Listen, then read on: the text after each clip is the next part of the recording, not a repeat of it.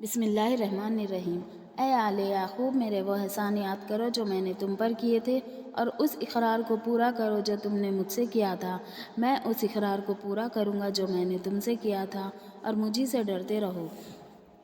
اور جو کتاب میں نے اپنے رسول محمد عربی پر نازل فرمائی ہے، تمہاری کتاب تورات کو سچا کہتی ہے، اس پر ایمان لاؤ اور اس سے منکر اول نہ بنو، اور میرے آیتوں میں تحریف کر کے ان کے بدلے تھوڑی سی قیمت یعنی دنیاوی منافعت نہ حاصل کرو، اور مجھی سے خوف رکھو، اور حق کو باطل کے ساتھ نہ ملاؤ، اور سچی بات کو جان بوجھ کر نہ چھپاؤ، اور نماز پڑھا کرو اور زکوٰۃ دیا کرو، اللہ کے آگے جھکنے والوں کے ساتھ جھکا کرو۔ یہ کیا عقل کی بات ہے کہ تم لوگوں کو نیکی کرنے کو کہتے ہو اور اپنے تائے فراموش کیے دیتے ہو، حالانکہ تم کتاب اللہ بھی پڑھتے ہو۔ کیا تم سمجھتے نہیں؟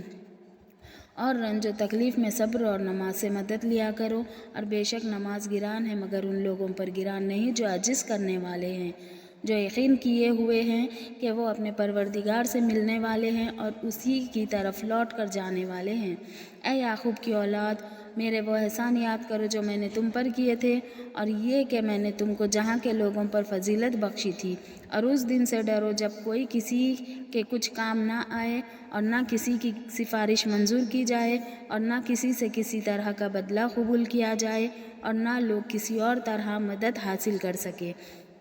اور ہمارے ان احسانات کو یاد کرو جب ہم نے تم کو قوم فرعون سے مخلصی بخشی۔ وہ لوگ تم کو بڑا دکھ دیتے تھے، تمہارے بیٹوں کو قتل کر ڈالتے تھے اور بیٹیوں کو زندہ رہنے دیتے تھے، اور اس میں تمہارے پروردگار کی طرف سے بڑی سخت آزمائش تھی۔ اور جب ہم نے تمہارے لیے دریا کو پھاڑ دیا تو تم کو تو نجات دی اور فرعون کی قوم کو غرق کر دیا، اور تم دیکھ ہی تو رہے تھے۔ اور جب ہم نے موسیٰ سے 40 رات کا وعدہ کیا تو تم نے ان کے پیچھے بچڑے کو معبود مقرر کر لیا، اور تم ظلم کر رہے تھے۔ پھر اس کے بعد ہم نے تم کو معاف کر دیا تاکہ تم شکر کرو۔